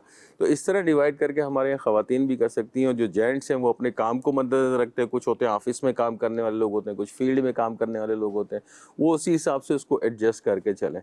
तो इस तरह करेंगे तो इंशाल्लाह प्यास वगैरह की कैफियत में भी कमी आ जाएगी। फिर जब आप غذا کا خیال کریں، کیونکہ غذا ہم لوگ اس قسم کی یوز کر رہے ہوتے ہیں تو یہ بھی پیاس بڑھا دیتی ہے. صحیح صحیح. ایسی چیزوں کا استعمال نہ کریں جو آپ کے لیے، اب جیسے مثال کے طور پہ وہ شہری میں آئلی چیزیں بہت زیادہ یوز ہوتی ہے جو دودھ میں ڈال کے بھی کھاتے ہیں، لیکن آپ یہ دیکھیں دودھ میں جب آپ ڈالتے ہیں تو اوپر آپ کو گھی نظر آ رہا ہوتا ہے سارا کا سارا. اب وہ گھی کہاں جائے گا؟ جو دودھ میں اوپر پڑا ہوا تو میدے میں کہاں جائے گا؟ آپ سوچیں اس چیز کو. وہ الٹیمیٹلی آپ کی باڈی کے اندر، بلڈ کے اندر ہی چلے گا، اور خدا نہ خواستہ اگر آپ اولڈ ایج پیشنٹ ہے اور اگر کوئی اور پرابلم بھی ہے تو پھر وہ کولیسٹرول اور اس قسم کے معاملات جو ہے نا آپ کے ساتھ کھڑے ہو جاتے ہیں. اگر خدا نہ خواستہ ہائپرٹینسو پیشنٹ ہے، بلڈ پریشر کی بیماری ہے، تو 100 مسائل آپ کے ساتھ کھڑے ہو سکتے ہیں. تو ان چیزوں کو سامنے رکھتے ہوئے اپنے غذا کا تعین کر لیں، اپنی کیفیت کو سامنے رکھتے ہوئے اپنے طبیب سے مشورہ کر لیں کہ میرے کو یہ کیفیت ہوتی ہے تو میرے کو کون سی غذا لینی چاہیے. وہ آپ کو بہتر گائیڈ کر دیں گے کس قسم کی غذا آپ لینی چاہیے، اور آپ کی جو باڈی ورک ہے، آپ کا کام کا جو سٹائل ہے، اس کے حساب سے کتنا آپ نے پانی. کیا بات ہے، کیا بات ہے. میرے مدنی چینل کے ناظرین، جس طرح ڈاکٹر صاحب فرما رہے ہیں، اپنا جو ہم شیڈیول بناتے ہیں تو اپنا ڈائٹ پلان بھی بنا لیجئے، سحری افطاری کیا ہو، اور اس میں احتیاط کا پہلو رکھیں گے تو بقایا روزے بھی جو ہیں وہ اچھے طریقے سے گزریں گے، عید بھی اچھی گزر جائے گی، جن سے ملنے جائیں گے تو اچھی صحت کے ساتھ جائیں گے. جیسے قربان مدنی بھائی نے بھی سٹارٹ میں بتایا کہ اچھی صحت بھی نعمت ہے. یہ میرے مدنی چینل کے ناظرین، ہم اپنے پروگرام میں کوئی نہ کوئی نیک عمل لیتے ہیں. اسلامی بھائیوں کے 72 نیک اعمال ہیں، تو 72 نیک اعمال میں سے آج کے پروگرام میں ہم دیکھتے ہیں کہ آج کا ہمارا نیک عمل کیا ہے. تو آئیے دیکھتے ہیں آج کا نیک عمل. 15ویں صدی کی عظیم علمی اور روحانی شخصیت، شیخ طریقت، امیر اہل سنت، بانی دعوت اسلامی، حضرت علامہ مولانا ابو بلال محمد الیاس عطار قادری رضوی دامت برکاتہم العالیہ نے اس پرفتن دور میں نیکیاں کرنے اور گناہوں سے بچنے کے طریقوں پر مشتمل شریعت و طریقت کا جامع مجموعہ 72 نیک اعمال بصورت سوالات عطا فرمائے ہیں. 72 نیک اعمال میں سے ایک نیک عمل یہ ہے: کیا آج آپ نے سنت کے مطابق کھانا کھایا اور کھانے سے پہلے اور بعد کی دعائیں پڑھیں؟ تو میرے مدنی چینل کے ناظرین، اسلامی بھائیوں کے لیے 72، 72 اسلامی بہنوں کے لیے 63، 63. اس کے لیے امیر اہل سنت نے فرمایا کہ ماہ رمضان ماہ نیک اعمال. تو ان نیک اعمال کا روزانہ جائزہ لیجیے، اپنے عمل کو اور مضبوط کیجیے. رمضان آتا ہے تقوی، پرہیزگاری، عبادات کے لیے، اور یہ عبادات کنٹینیو رہے. قربان بھائی، رمضان آتا ہے تقوی، پرہیزگاری، بے شک. تو ایک تعداد ماشاءاللہ تراویح بھی پڑھتے ہیں، قرآن بھی پڑھتے ہیں، عبادات بھی کرتے ہیں یہ تو. اور ایک تعداد ایسی ہے کہ افطار سے لے کے سحری تک وہ جیسے ڈاکٹر صاحب بھی فرما رہے ہیں کہ اتنا کھا لیتے ہیں یا بے احتیاطیاں کرتے ہیں کھانے پینے میں کہ ان کے جسم کے اندر عبادت کی وہ قوت نہیں رہتی، یا وہ سست پڑ جاتے ہیں، یا اپنے وہی پرابلم آ جاتی ہے. کوئی بزرگان دین کیسے اپنے ٹائم ٹیبل کو مینیج کرتے تھے عبادت کے لیے؟ ان کی صحت کیسے برقرار رہتی ہوگی؟ اللہ اکبر. باقی بزرگان دین کے بارے میں جب ہم سنتے ہیں تو ایک وہ جسے کہتے ہیں نا، اس دور میں بندہ حیران سا رہ جاتا ہے، یہ سب کیسے ہو جاتا تھا. کسی نے بڑی پیاری بات کہی ہے، مثال دیتے ہوئے اسی دور کی مثال دی. کہا جس طرح پوری رات موبائل میں گزار دیتے ہو نا، پتہ بھی نہیں چلتا، اور فجر ہو گئی، ابھی تو 11 بجے تک بیٹھا تھا، رات کو 6 گھنٹے ایسے گزر گئے. تو اسی طرح جو بزرگان دین تھے ان کا عبادت کے اندر ذوق ہوا کرتا تھا. تو روزہ جو ہے وہ واقعی تقوی پیدا کرتا ہے. لعلکم تتقون، اس کی صفت ارشاد فرمائی گئی نا کہ روزے سے تمہیں تقوی ملتا ہے، پرہیزگاری ملتی ہے. روزہ جو ہے نا، میں آپ کو عرض کرتا ہوں کہ بزرگان دین کو جو تقوی تھا، وہ جو اتنی عبادت کرتے تھے، وہ کیسے کر لیا کرتے تھے؟ اس کی وجہ یہ تھی کہ وہ روزہ جیسی جو پریکٹس ہے نا، اس پریکٹس پر عمل کیا کرتے ہیں. پیٹ کے 3 حصے کر لو. ایک ہو گیا کھانے کے لیے، دوسرا ہو گیا ہوا کے لیے، اور تیسرا ہو گیا پانی کے لیے. بزرگان دین کا اس پر بہترین عمل ہوا کرتا تھا. یہاں تک کہ ایک بزرگ کا تو واقعہ ہے، وہ ارشاد فرماتے ہیں کہ اگر میں کھانا کھا لوں، ایک ہوتا ہے بھوکے پیٹ کچھ کرنا، اس میں اتنا اچھا کام نہیں ہوتا. ایک ہوتا ہے ذرا کھا پی کے ایک توانائی آ جاتی ہے. فرماتے ہیں کہ میں کھا لوں تو مجھ سے کام نہیں ہوتا، اور اگر میں بھوکا رہ لوں تو مجھ سے بہت زیادہ اچھا کام ہو جاتا ہے. تو بزرگان دین کا طریقہ رہا کرتا تھا کہ وہ غذا کو بالغذا استعمال کیا کرتے تھے. یعنی غذا کو اس لیے استعمال کیا کرتے تھے کہ اس کے ذریعے سے ہم نے کام کرنا ہے، قوت آ جائے، نہ کہ یہ کہ غذا کی وجہ سے الٹی سستی ہو جائے. وہ تو جملہ بڑا مشہور ہے کہ لوگ نا، بعض لوگ جینے کے لیے کھاتے ہیں، یعنی اتنا کھا لیں گے جی لیں، اور بعض لوگ کھانے کے لیے جیتے ہیں، کھاتے رہیں. تو میرے خیال میں یہاں پتہ نہیں جملہ فٹ ہوگا نہیں ہوگا. کسی نے بڑی پیاری بات یہ سمجھانے کے لیے بتائی، کہا جانور جو ہے نا وہ کھانے کے لیے جیتا ہے. اچھا یوں ہے؟ ہاں، یہ بات تو وہی ہے جو آپ نے بتایا، لیکن کسی نے یہ بھی بتایا کہ جانور جو ہے نا وہ کھانے کے لیے جیتا جب اس کے آگے چارہ ڈال دو کھاتا ہی رہے گا، کھاتا ہی رہے گا، non وہ stop۔ ڈالتے رہو کھاتا رہے گا، موجوں میں اس کو کرنا کیا ہے۔ اور انسان کھانے کے لیے نہیں جیا کرتا ہے، انسان تو عبادت کے لیے جیا ہائے ہائے ہائے، جس کھانے کی وجہ سے عبادت سے ہی سستی ہو رہی ہے، جس کھانے کی وجہ سے بندہ عبادت سے ہی دور ہو رہا ہے، پھر ایسی غذا جو ہے نا وہ انسان کے لیے کام کی نہیں ہے۔ غور کر لینا چاہیے اپنے ڈائٹ پلان پر، اپنے غذا پر۔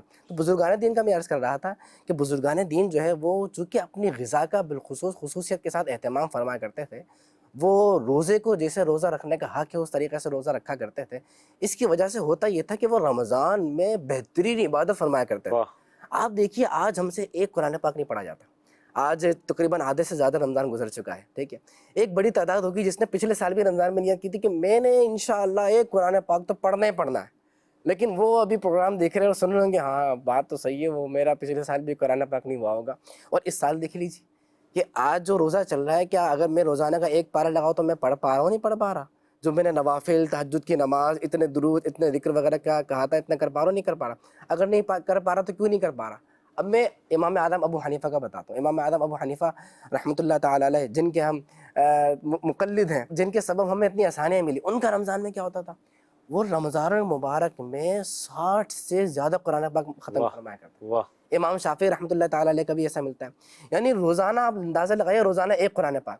یہاں تک کہ اللہ والوں کے بارے میں آتا ہے کہ وہ جب نماز پڑھنے کے لیے کھڑے ہوتے تھے تو 2 رکعت نماز میں پورا قرآن پاک کو مکمل فرما لیا کرتے تھے۔ اللہ، آپ دیکھیے نا، مجھے مفتی دعوت اسلامی کا واقعہ یاد آ رہا ہے۔ سبحان اللہ، آپ ایک یعنی 7 دن کے اندر ایک قرآن پاک ختم۔ سبحان اللہ، یہ آخر اسے کیس ہو جاتا ہے؟ آپ دیکھیں جب بھرا پیٹ ہوتا ہے، فل ٹائٹ ہوا ہوا ہے، تو آپ بھی بولیں گے بھی نا، آپ کا بولنے کا بھی دل نہیں جائے گا، صحیح، آپ کی سانس پھولے گی، پیٹھ میں درد ہوگا، ایک عجیب سی کو جان لگانا پڑے گی۔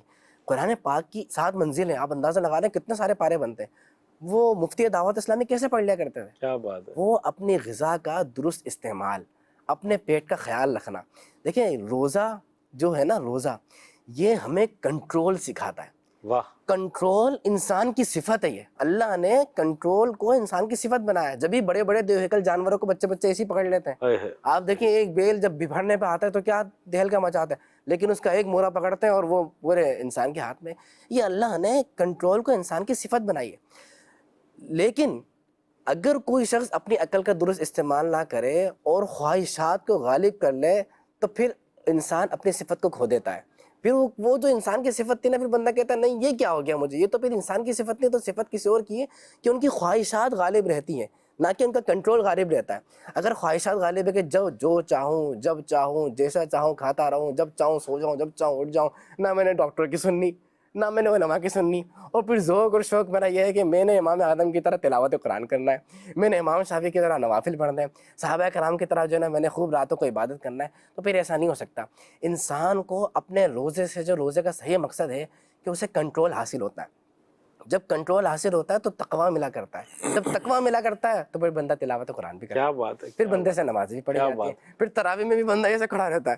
وہ ہے نا کچھ مساجد ہے جن میں تھوڑی لمبی تراویح ہوتی ہے، اچھا کچھ حضرات وہیں جاتے ہیں۔ صحیح، ایک بڑی تعداد یہ بھی ہے جو دیکھتی ہے کہ بہت زبردست قرآن پاک پڑھا جا رہا ہے، تھوڑی دیر تک وہاں جاتے ہیں۔ آخر وہ وہاں کیسے جا رہے ہیں؟ اس کی وجہ یہ ہے کہ انہوں نے اپنا ڈائٹ پلان اچھا رکھا ہے، صحیح، وہ روزے کا صحیح مقصد حاصل کر رہے ہیں، بھوکا رہنے کے ساتھ ساتھ جب کھانے کا وقت آ رہا ہے تو اس میں ناانصافی نہیں کر رہے۔ دیکھیں احتیاط جو ہے نا، احتیاط وہ ہم ہر چیز میں کرتے ہیں۔ گاڑی لینی ہے 10 سے مشورے، ایسی گاڑی نہیں لو، اس سے یہ نقصان ہوگا، وہ نقصان ہوگا، وہ نقصان ہوگا۔ شادی کرنی ہے اس میں احتیاط، گھر بنا رہے اس میں احتیاط۔ آخر کھانے کے معاملے میں کیا ہو گیا؟ کھانے میں بھی تو احتیاط ضروری ہے نا۔ صحت کے لیے تو احتیاط جب ضروری ہے۔ بندہ احتیاط کرتا ہے تو پھر بزرگان دین کی جیسی عبادات تھی، صحابہ کرام کا جیسا تقویٰ تھا، جیسی پرہیزگاری تھی، اس پر بآسانی عمل کرنے والا۔ بڑی زبردست بات فرمائی۔ میرے مدنی چینل کے ناظرین، اس پر ڈاکٹر صاحب سے بھی رائے لیں گے یہ کہ سیلف کنٹرول، اپنے آپ پر کنٹرول کیسے رکھیں، کیونکہ رمضان رخصت ہو جائے گا تو یہ جو عادت 1 مہینے تک بنی ہے، اور کئی لوگوں کے بارے میں سنتے ہیں، ڈاکٹر صاحب کا تو خیر زیادہ تجربہ ہوگا، ہو سکتا ہے مدنی چینل کے ناظرین بھی جو ہیں وہ اس پر کچھ تجربات رکھتے ہوں، کہ بعض لوگ بڑے اپنی خوراک کا خیال رکھتے ہیں، ناشتہ یعنی رمضان کے علاوہ ناشتہ بڑا سلیکٹڈ ہوتا ہے ان کا، پھر دوپہر کو بھی سیلیڈ یا فروٹس لے لیتے ہیں، مغرب کے بعد کھا لیا، اب رات لیٹ نائٹ کچھ نہ کھانا، اور بڑی وہ رکھتے ہیں، تو اپنے آپ کو بڑا وہ فٹ رکھتے ہیں، پھر ایکسرسائز وغیرہ بھی کرتے ہیں۔ تو ڈاکٹر صاحب عید کے دنوں میں جب عید آتی ہے، بلکہ چاند رات سے ہی وہ باہر نکل گئے تو باہر کے کھانے، پھر عید کے دن آپ کا بھی تجربات ہوں گے، ہمارے بھی، اب جہاں ملنے جا رہے، روزہ تو ہے نہیں اس دن، تو ویسے ہی منع عید کے دن، تو اب وہ مٹھائی تو کیک تو فینی تو وہ کھیر اور رکھا ہوتا ہے نا بندہ، اچھا اب نہ کھائے تو پرابلم، کھائے تو پرابلم، اچھا کہیں نہ کہیں عید ملتے ملتے دوپہر بھی آ جاتی ہے، دوپہر کو تو پھر وہ قورمے، تو پھر وہ تندور کے نان، اچھا بعض اوقات ایک دم سسٹم چینج ہوتا ہے، تو کبھی پتہ نہیں ایسیڈیٹی کی وجہ سے کیا ہے یہ، کبھی تو لگتا ہے ایک دم بھوک کی شدت ہے، اور کبھی ایسا لگتا ہے کہ وومیٹنگ جیسا ہو رہا ہے یہ، تو اپنا رمضان سے یہ فائدہ اٹھا کر ہم اپنا پورا اسکیجول کیسے بنائیں، ایک تو یہ میرا سوال ہے۔ اس کے ساتھ میں ایک تھوڑی سی ایڈیشن یہ کروں گا کہ رمضان کے علاوہ ایک دفعہ عبدالحبیب بھائی سے اللہ کی رحمت سے مدینہ شریف میں ملاقات ہوئی، تو ہوا یہ کہ ہم سحری کے وقت ملیں گے، تو عبدالحبیب بھائی کا تھا کہ سحری کر کے روزہ رکھ لیں گے، مدینہ کا روزہ، وہاں کی نیکیاں، پھر وہاں کا سحر و افطار، تو اب وہ جو سحری کے ٹائم ایک کیفیت ہوتی ہے، تو الحمدللہ میں نے عبدالحبیب بھائی کو سفر میں اور بھی جگہ دیکھا کہ ان کے ماشاءاللہ سیلف کنٹرول بڑا مضبوط ہے، یہ ہیں خلیفہ امیر اہل سنت کو دیکھا، نگران شورا کو دیکھا، جس کو کہتے ہیں نا کھانے کی ہرس، وہ نہیں، جو مل گیا کھا لیا، اچھا چلے سحری تو ہماری ہو گئی، سحری کے بعد جو ہے نا وہ ایک تعداد، ہم کچھ لوگ بیٹھے تھے، اب سب کو ٹینشن چائے کا کہ یار روزے کا ٹائم ختم ہو رہا ہے اور چائے نہیں ملی تو سارا دن سر میں درد رہے گا، تو باڈی تھوڑی وہ رہے گی، اچھا عبدالحبیب بھائی ریلیکس بیٹھے ہوئے، تو ان سے کسی نے پوچھا یہ سب چائے، بولا میں نے عادت نہیں بنائی، میں عادی نہیں ہوں، مل جاتی ہے ہوتی ہے تو پی لیتا ہوں، ورنہ الحمدللہ میں عادی نہیں ہوں کہ یہ نہ ملے تو مجھے بے چینی ہو، تو میرا کام چل جاتا ہے، تو میں نے کہا اتنا کنٹرول، ورنہ تو بندے کو صبح سے ہی یہ سوچ کے سر میں درد شروع ہو جائے میں نے یہ سحری کے وقت چائے نہیں پی تھی، چائے ضروری ہے، تو دو سوال میرے ہو گئے، ایک تو سیلف کنٹرول ہو گیا یہ، اور دوسرا یہ بندہ کیسے اپنے آپ کو مینیج کرے پورے سال۔ دیکھیں اگر آپ غور کریں تو رمضان ہمیں دو ہی چیزیں سکھاتا ہے، واہ ایک شکر گزاری اور ایک پرہیزگاری۔ کیا بات ہے، کیا بات ہے، اگر ہم اس میں بھی یہ نہیں سیکھ سکے تو پھر عید کے بعد کیا کریں؟ کیا بات، کیونکہ یعنی پریکٹس کے لیے مہینہ آیا ہے، پورا پریکٹس ملتا ہے نا آپ کو، آپ نے پورا 18 گھنٹے، 12، کہیں کہیں 18 گھنٹے بھی ہوتے ہیں، کہیں 22 گھنٹے بھی ہوتے ہیں، نارملی ہمارے ساؤتھ ایشیا کے اندر اگر آپ دیکھتے ہیں تو 14-15 گھنٹے کا ہوتا ہے، 14-15 گھنٹے بھی تو آپ کنٹرول کر کے بیٹھے ہوئے ہوتے ہیں، مطلب سوچتے بھی نہیں ہیں اس کی طرف، صحیح فرما رہے، سوچتے بھی نہیں ہیں، دھیان بھی نہیں جاتا اس طرف کہ یار ہم نے کچھ کھانا ہے، ہم نے کچھ پینا ہے، ہم نے چائے پینی ہے، ہم نے یہ سوچتے بھی نہیں ہیں، لیکن جہاں افطار کا وقت ہوتا ہے وہاں وہ کنٹرول ختم ہو جاتا ہے، ختم ہو جاتا ہے، وہ کنٹرول نہیں رہ پاتا، صبر کا پیمانہ لبریز ہو جاتا ہے، ایگزیکٹلی۔ تو اب ہمیں سیلف اسیس یہ کرنا چاہیے کہ ہم نے 15 گھنٹے کنٹرول کرنے کے بعد حاصل کیا کیا، واہ، کچھ حاصل نہیں کر، ہم اس کنٹرول کو آگے کنٹینیو نہیں کر سکے، جو ایک آپ کی تربیت کا تسلسل چل رہا تھا وہ صحیح آپ نے توڑ دیا، صحیح، اور اس کے بعد آپ نے جو سحری تلک اس کے ساتھ جو آپ نے سلوک کیا بہت برا سلوک کیا، اپنے اس کے صحت کے بعد ساتھ، پھر دوبارہ وہی کنٹرول کی طرف آ گئے، تو آپ جب بتائیے کہ آپ نے 15 گھنٹے کنٹرول کیا، 14 گھنٹے آپ کنٹرول نہیں کر سکے تو پھر عید کے بعد کیسے کنٹرول کر پائیں گے؟ صحیح، آپ کو وہیں سے رائٹ یہ رمضان میں پریکٹس کرنا پڑے گی، exactly right from the beginning ہی آپ کو اسٹارٹ لینا پڑے گا، صحیح، وہی تو پریکٹس کے دن ہیں، صحیح صحیح، وہی تو چیزیں ہیں، ساری چیزیں سکھانے کے دن ہیں، جب آپ وہیں پہ ہی نہیں سیکھ پائیں گے، وہ اگر ہم بدقسمتی یہ ہے کہ پتہ نہیں کیا اپنے آپ کو ظاہر کرنے کے لیے کہ ہم بہت زیادہ نمازی پرہیزگار ہیں، ہم روزے دار ہیں، ہم یہ شاید ظاہر کرنے کے لیے لوگوں کے ذہن میں اللہ نہ کرے ایسی قسم کی سوچیں ہوتی ہوں گی، تو اگر وہ چیزیں ہیں ان سے اوائڈ کریں، آپ کو فائدہ نہیں ہو رہا، رمضان کا کوئی فائدہ نہیں ہو رہا، رمضان کا کیا فائدہ لینا ہے آپ نے؟ رمضان کے تو آپ نے اپنی صحت کے اوپر بھی فائدہ لینا ہے، آپ نے اپنی جسمانی اپنی روحانی صحت کے اوپر بھی فائدہ لینا ہے، اگر ہم نے نہ دونوں چیزوں سے فائدہ نہیں لے پائے تو رمضان تو ہمارے لیے ایسے ہی آ کے چلا گیا، جیسے آ کے چلا جاتا ہے ایسے ہی چلا جائے گا۔ ایک ہمارے بدقسمتی یہ ہے کہ ہم نے ایک طرح سے اس کو ایک ایونٹ کا درجہ دے دیا، بدقسمتی ہماری ہے، کھانے پینے کا ایونٹ ہو گیا، فیسٹیولز کا ایونٹ ہو گیا۔ آپ دیکھیں رمضان کے اندر فیسٹیولز کتنے ہوتے ہیں، جی ہاں، آپ گلی کوچوں میں چلے جائیں عجیب و غریب فیسٹیولز ہو رہے ہوتے ہیں۔ انفارچونیٹ بات ہے، بدقسمتی یہ ہے ہماری کہ اتنی بابرکت مہینے کا وہ جو افادیت، جو فائدہ ایک انسان کو، ایک بینگ مسلم ہم کو اٹھانا چاہیے، وہ ہم نہیں اٹھا پاتے، نہ اپنے جسمانی طور پر، الٹا ہم نقصان کر لیتے ہیں اس چیز کا۔ اب اسی چیز کو دیکھ لیں، اگر آپ تراویح کو دیکھیں، تراویح 20 رکعت پر رکعت کم و بیش 10 کیلوریز آپ کی برن ہوتی ہیں۔ واہ آپ کیلکولیشن کریں آپ کی کتنی کیلوریز برن ہو گئی۔ واہ، آپ کو ایکسرسائز کی ضرورت نہیں ہے، آپ اپنے ہی چیز کو، اپنی ہی نمازوں کو، اپنی ہی عبادات کو غور کریں گے نا تو آپ کو کسی ایکسٹرا چیز کی ضرورت ہی نہیں ہے، ہر چیز اس میں موجود ہے. سبحان اللہ. آپ کو ایکسرسائز کیا کریں گے؟ اب آپ 20 سے کتنی کیلوریز آپ نے برن کر لی. اس کے علاوہ آپ نے اگر اعتدال کے ساتھ کھانا کھایا اور کھانا کھانے کے بعد آپ نے اس کو تراویح کی صورت میں، آپ کی باڈی کو بھی افادیت ہو گئی، جسم کو بھی فائدہ. تراویح اگر صحیح طریقے سے آپ نے پڑھی، اور صحیح طریقے سے اسی وقت پڑھیں گے جب آپ کی طبیعت صحیح ہوگی. واہ، صحیح بات ہے. جب آپ کا پیٹ بھاری ہوگا، گیس ہو رہی ہوگی پیٹ میں، ایسیڈیٹی ہو رہی گی، تیزابیت ہو رہی ہوگی، تو آپ کا تراویح پہ ذہن بھی نہیں رہے گا. ٹھنڈے پانی پی کے گلا خراب کر دیا، کھانسیاں چل رہی کھانستے ہیں. رہیں گے آپ، زکام ہو رہا ہوگا. صحیح. ٹھیک ہے، تو آپ کیا افادیت لے پائیں گے اس چیز کی جو آپ کے فائدے کے لیے ہے. صحیح. اب غور کریں نا بھائی، تراویح کا اگر ہم دیکھیں دنیاوی طور پہ فائدہ کیا، ایک عام آدمی سوچے کیا فائدہ ہے تراویح کا، ثواب ملتا ہے. لیکن اگر آپ میڈیکل پوائنٹ آف ویو سے آپ دیکھیں تو آپ کو کیا فائدہ ہے، یہ آپ دیکھ لیں کہ آپ کی باڈیز کو کتنا فائدہ ہوتا ہے. آپ کی کیلوریز برن ہوتی ہیں، آپ کی باڈی کی ایکسرسائز ہوتی ہے، ایک ایک جوائنٹ کی آپ کی ایکسرسائز ہوتی ہے، ایک ایک مسل کی ایکسرسائز ہو رہی ہوتی ہے. سب سے بڑی چیز یہ ہے آپ کا جو برین ہے سب سے ٹاپ پہ ہے. یہاں پہ جب کہ بلڈ سرکولیشن پہنچنے میں لگتا ہے ٹائم. صحیح. لیکن جب آپ سجدے میں جاتے ہیں تو آپ کا برین نیچے ہوتا ہے. صحیح. تو آپ کی بلڈ سرکولیشن کو وہاں کوئکلی پہنچتا ہے. واہ. تو آپ یہ دیکھیں کہ آپ کو کتنا فائدہ ہے وہاں پہ. کتنی دفعہ آپ سجدے میں جاتے ہیں؟ آپ 20-40 دفعہ، 50 دفعہ بھی لوگ سجدے میں چلے جاتے ہیں. تو آپ جتنی دفعہ سجدے میں جائیں گے آپ کو فائدہ ہی ہے. صحیح. دنیاوی طریقے سے بھی، جسمانی طریقے سے، دونوں طریقے سے فائدہ ہی ہے. کیا بات، کاش کوئی سمجھنے والا. کیا بات ہے. میرے مدنی چینل کے ناظرین، بڑی پیاری باتیں چل رہی ہیں. پروگرام کا ٹائم چونکہ ایک لمیٹڈ ہوتا ہے تو یہ اینڈ کی طرف ہے، تو کچھ باتیں اور بھی لیں گے، لیکن آج کے موضوع سے متعلق ایک ویڈیو کلپ ہے تو آپ اس کو توجہ سے دیکھیں. انشاءاللہ اس میں بھی سیکھنے کے بہت سارے مدنی پھول ملیں گے. آئیے دیکھیے ویڈیو کلپ. صحت سے بڑھ کے کچھ نہیں ہے. اپنی صحت کو پریورٹی دیں. آپ دنیا کے مال کما لیں گے، دنیا میں نام کما لیں گے، لیکن اگر آپ کے پاس صحت نہیں ہے، آپ بیمار پڑ جائیں گے تو آپ کچھ بھی نہیں کر سکیں گے. لوگ کھانے پینے میں احتیاط نہیں کرتے، یار ابھی مزے کرو. پریورٹی کھانے کو دیتے ہیں، آپ پریورٹی صحت کو دیں. ایک جملہ ناظرین یاد کر لیں، صحت دسترخوان پر بنتی بھی ہے، دسترخوان پر بگڑتی بھی ہے. آپ کی مرضی ہے، آپ دسترخوان پر صحت بنا لیں یا دسترخوان پر بیٹھ کے بگاڑ لیں. غلط کھانا آپ کی صحت کو بگاڑ دے گا اور صحیح کھانا آپ کی صحت بنا دے گا. پریورٹی دیں اپنی صحت کو. اور اگر جو دیندار لوگ ہیں، علماء ہیں، نعت خواں ہیں، مبلغین ہیں، اگر آپ دین کا کام کرنا چاہتے ہیں نا، صحت مند رہیں.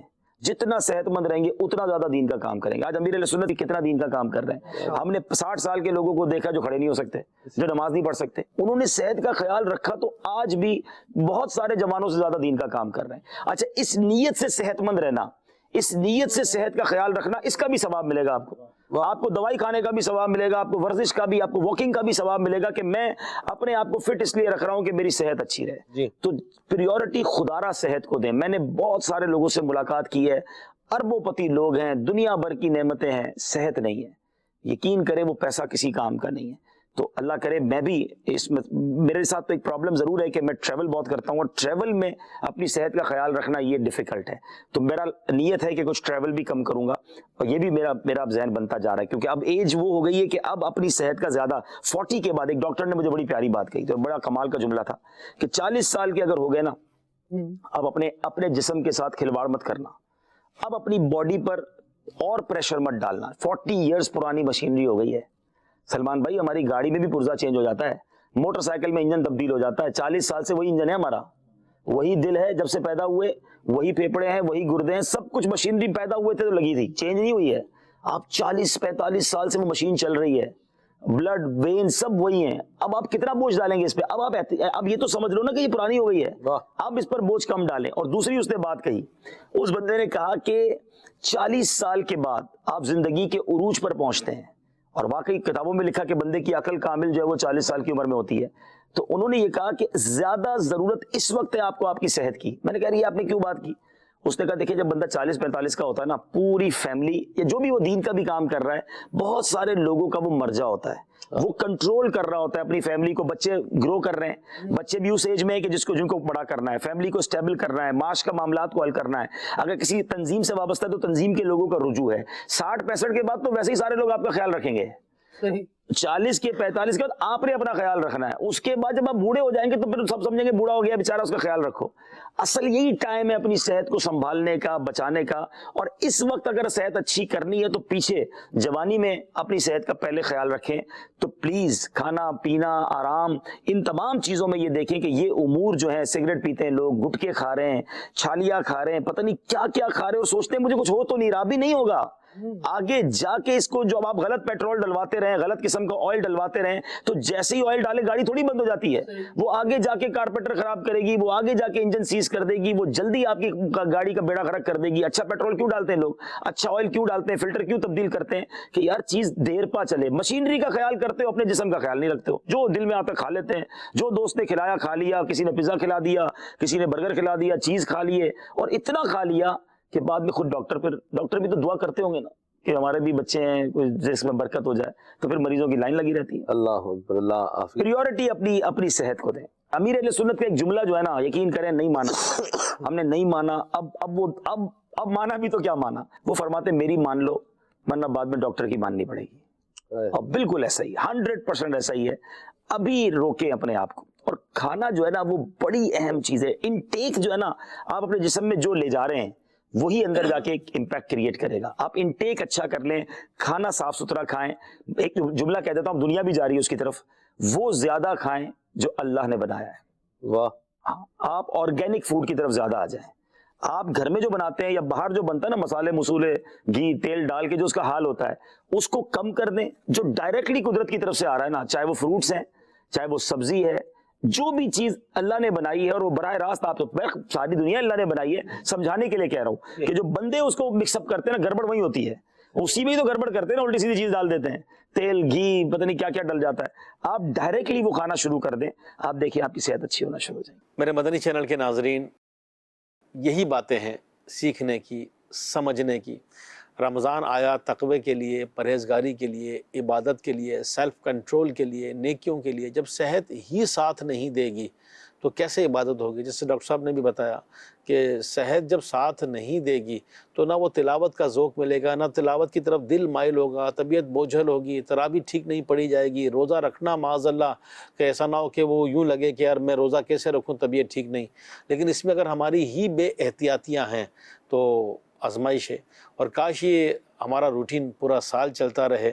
کہ پیارے آقا علیہ الصلوۃ والسلام کا فرمان بھی میں آپ کو سناتا ہوں کہ پیارے آقا علیہ الصلوۃ والسلام کا فرمان ہے, اللہ پاک نے بنی اسرائیل کے ایک نبی علیہ السلام کی طرف وحی فرمائی, آپ اپنی قوم کو خبر دیجئے کہ جو بھی بندہ میری رضا کے لیے ایک دن کا روزہ رکھتا ہے تو میں اس کے جسم کو صحت عطا فرماتا ہوں اور اسے اجر عظیم بھی دوں گا. صحت بھی ملتی ہے اور اجر بھی ملتا ہے. یہ تو اپنی صحت کا بھی خیال رکھیں, برکتیں بھی پائیں. کہ رمضان آتا ہے, پہلا عشرہ عشرۂ رحمت, دوسرا عشرہ عشرۂ مغفرت, تیسرا عشرہ جہنم سے آزادی کا. تو یوں رمضان کا ایک ایک کر کے عشرام سے رخصت ہوتا ہے, اور اب تو رمضان ویسی رخصت کی طرف ہے. تو ابھی تک اگر بے احتیاطیاں ہو گئی ہیں تو اب کنٹرول کر لیجئے. اور پھر عبادت میں کوئی کمی کوتاہی رہ گئی ہو تو ابھی پھر دوبارہ اٹھ کھڑے ہوں, کیونکہ شروع میں نیکیوں کا ایک جذبہ ہوتا ہے. بہت سارے فیکٹرز ہیں کہ نیکیوں کا جذبہ کم ہو جاتا ہے, یا بازاروں کی طرف چلے جاتے ہیں, یا عید کی شاپنگ کی طرف چلے جاتے ہیں, یا اس میں شاید ایک فیکٹر یہ بھی ہو کہ کھانے پینے میں بے احتیاطی کی وجہ سے صحت خراب ہو گئی تو اب روزہ رکھنے میں سستی ہو رہی ہے. تو وہ کہتے ہیں نا, جو کچھ بھی ہیں وہ اپنے ہی ہاتھوں کے ہیں کرتوت, شکوہ نہ زمانے سے ہے نہ گلا ہے. تو زمانے سے ہم کیا کہیں گے, اپنے ہی ہاتھوں کے اگر کرتوت ہیں یہ. کیوں تیز ٹھنڈا پانی پئیں, ٹھنڈا پانی پئیں گے گلے پہ افیکٹ کرے گا ہی کرے گا. پھر آپ دیکھیں کہ ایک انسان اپنی باڈی میں, پیٹ میں, معدے میں, اسٹومک میں ٹھنڈا گرم میٹھا نمکین سب یہ. اور کئی ایسے پیشنٹ بھی ہوتے ہیں, کوئی دل کا مریض, کوئی گردے کا مریض, کوئی کولیسٹرول والا, کوئی شوگر والا. تو جیسے ڈاکٹر صاحب نے بھی کہا کہ اپنا ڈائٹ پلان لے لیں, ان سے پہلے اپنے جو بھی ڈاکٹر صاحبان ہیں ان سے پہلے مشورہ کر لیا جائے اور پورا اس کو مینیج کر لیں. اور ابھی تک کچھ ہو چکا تو اب بھی ہاتھ میں ہے, اس سے فائدہ اٹھا لیں تو انشاءاللہ اس کے بے شمار برکتیں ملیں گی. اب آخر میں اپنے ڈاکٹر صاحب سے بھی اور ہمارے مبلغ جو ہیں قربان مدنی بھائی, ان سے بھی جو ہے وہ ہم کچھ مدنی پھول مزید لے لیں کہ رمضان اور ہماری صحت, یہ تو ہمارا ٹاپک ہے ہی. لیکن عبادت میں بھی دل کیسے لگے اور نیکیوں پر استقامت کیسے ملے، اور رمضان میں ہم اللہ کو راضی کر لیں، ہم بخشے جائیں، اللہ ہم سے راضی ہو جائے. تو اس میں صحت کا تو بہت بڑا فیکٹر ہے ہی. تو قربان مدنی بھائی، صحت کو سنبھالنے کے ساتھ ساتھ عبادت کا ذوق کیسے بڑھایا جائے؟ دیکھیے صحابہ کرام علیہم الرضوان میں ہم دیکھتے ہیں کہ وہ بہترین تاجر بھی ہوا کرتے تھے. واہ. ٹھیک ہے. اور جو بہترین تاجر ہوتا ہے نا، یا بہترین کماؤ پتر ہوتا ہے جسے کہتے ہیں بھائی، اچھا کمانے والا اور آگے مستقبل کو، فیوچر کو دیکھ کے چلنے والا، تو وہ ایک جگہ پہ رکتا نہیں ہے. اچھا، اچھے جو تاجر ہوتے ہیں نا، ان کی ایک علامت یہ بھی ہے کہ وہ عموماً ایک بزنس کو لے کے نہیں چل رہے ہوتے. ایک بزنس کے ساتھ ایک اور بزنس کو چل رہا ہوتا ہے. اپنے بزنس کو مسلسل بڑھا رہے ہوتے ہیں فیوچر کو دیکھتے ہوئے کہ اگر آگے جا کے کوئی ایسا حالات آتے ہیں، یہ اگر میرا بیٹھ جاتا ہے یہ والا بزنس، تو دوسرا مجھے سہارا دے گا. اچھا، آج کل تو ایسا ہو رہا ہے جس قسم کی مہنگائی ہے اور جیسے معاملات ہیں، لوگ جاب بھی جو ہے نا وہ دو کر رہے ہیں. ایک پارٹ ٹائم اور اس کے بعد ایک فل ٹائم تو چل رہی ہے، ایک پارٹ ٹائم الگ سے اس کو سسٹم کو چلایا جا رہا ہے کہ اگر یہاں سے کچھ ہوتا ہے تو یہاں سے آسرا ہے، یہاں سے کچھ ہوتا ہے تو وہاں سے آسرا ہے. تو آپ نے جو عبادت کی بات کی، دیکھیے جس طرح ایک بہترین تاجر کی میں نے علامت بیان کی، بہترین کماؤ پتر کی علامت بیان کی، تو ناظرین کو یہی پیغام ہے کہ بہترین تاجر بنیے. صحیح. بہترین تاجر کیا ہے؟ ایک مسلمان کو پتہ ہے کہ اس کا سب کچھ دنیا نہیں ہے، صحیح. اس کا سب کچھ یہ والی حیات نہیں ہے، اس کا سب کچھ آخرت ہے. یہ تو ایک قصہ ہے، یہ تو یہ سمجھے ٹرین چل رہی ہے نا. صحیح. اب میں نے پشاور جانا ہے تو میرا تو پشاور ہے اصل میں منزل. یہ راستے جو ٹرین چل رہی ہے پوری 3 دن 4 دن کی جو ٹرین ہے، یہ میرا سفر ہے. صحیح. یہ سفر سب کچھ نہیں ہے. تو اسی طریقے سے جس طرح رمضان کے اندر آپ دیکھیں کہ جس طرح اللہ تبارک و تعالیٰ رزق کے دروازے کھول دیتا ہے، لوگ ایک اچھا جو ہے نا اس میں انکم کر لیتے ہیں، تو اسی رمضان سے فائدہ اٹھاتے ہوئے ہمیں آخرت کے بارے میں سوچنا چاہیے، اور آخرت کا جو بزنس ہے وہ شروع کرنا چاہیے، اس پہ زیادہ توجہ دینی چاہیے. آخرت کا بزنس کیا ہے؟ وہ آخرت کا بزنس مال کے ذریعے ہوتا ہے. آپ جو ہے مال کے ذریعے صدقہ و خیرات کریں، بالخصوص دعوت اسلامی کا جو ہے وہ ساتھ دے سکتے ہیں زکوٰۃ فطر عطیات کے ذریعے، یہ والا بزنس آپ کریں. اسی طریقے سے جو نماز ہے، تلاوت قرآن کریم ہے، اس کو اپنے معمولات کے اندر شامل کر لیں. دیکھیے معمولات کے اندر ایک تو وہی ہماری صحت کی بات چلی کہ صحت ہماری درست ہوگی تو سستی نہیں ہوگی. سستی ہونے کی ایک بہت بڑی وجہ صحت کا بگڑنا، نیند وغیرہ کے معاملات جیسے کہ ڈاکٹر صاحب نے ہماری رہنمائی کی، یہ تمام ہوتا ہے. اچھا، دوسرا جو ہے نا، دوسرا ہے ہمارا پلان نہ ہونا. جب پلان نہیں ہوتا نا تو اس چیز پر استقامت نہیں ملتی. پہلا روزہ آتا ہے تو میں نے اتنا قرآن پاک پڑھنا ہے، میں نے اتنے 1000 مرتبہ درود شریف پڑھنا ہے، اتنا ذکر و اذکار کرنا ہے، میں نے اتنے نوافل پڑھنے ہیں، یہ میں نے کام کرنے ہیں. لیکن جیسے ہی دوسرا روزہ آتا ہے پھر دیکھیے فرق آتا ہے، تیسرا آتا ہے اور فرق آتا ہے، ہفتہ آتا ہے، 15 دن گزرتے ہیں، بہت بڑا فرق، میجر فرق آ جاتا ہے. یہاں تک کہ آپ مسجدوں میں دیکھ لیجئے کہ پہلے ہفتے کتنے نمازی ہوتے ہیں اور تیسرے ہفتے کتنے نمازی ہوتے ہیں. اس کی جب ہمارے پاس پلاننگ نہیں ہوگی، 2 چیزوں کی پلاننگ ہوگی، ایک کس وقت اور دوسرا کتنا. جب یہ ہو جائے گا نا کہ میں نے 1 پارہ پڑھنا ہے، یعنی کتنا؟ 1 پارہ. کتنے درود شریف؟ 1000 مرتبہ درود شریف. اور کس وقت؟ درود شریف اس وقت، پارہ اس وقت. جب آپ یہ پلان کر لیں گے نا رمضان میں بھی اور رمضان کے علاوہ بھی، آپ یقین کیجئے آپ جو چیز شروع کریں گے نا ختم نہ ہو تو پھر آپ کہیں. کیا بات ہے. میرے مدنی چینل کے ناظرین، ڈائٹ پلان بھی، عبادت کا پلان بھی، یہ پہلے سے بنا کے رکھیے، کیونکہ پروگرام کا وقت اینڈ ہو رہا ہے ہمارا. تو ڈاکٹر صاحب سے بھی کچھ کمنٹس مزید لے لیں کہ ڈاکٹر صاحب پورا یہ جو ہمارا پروگرام ہے اس کو رمضان اور صحت، اور باقی جو رمضان رہ گیا صحت، پوری زندگی کی صحت، کیا فرمائیں گے آخر میں؟ دیکھیں، ایک رمضان کے اندر جو آپ ایکسٹرا کام کر رہے ہوتے ہیں وہ 2 ہوتے ہیں نا. ایک تو آپ کی عبادات بڑھتی ہیں، دوسری آپ کی خوراک بڑھتی ہے. صحیح.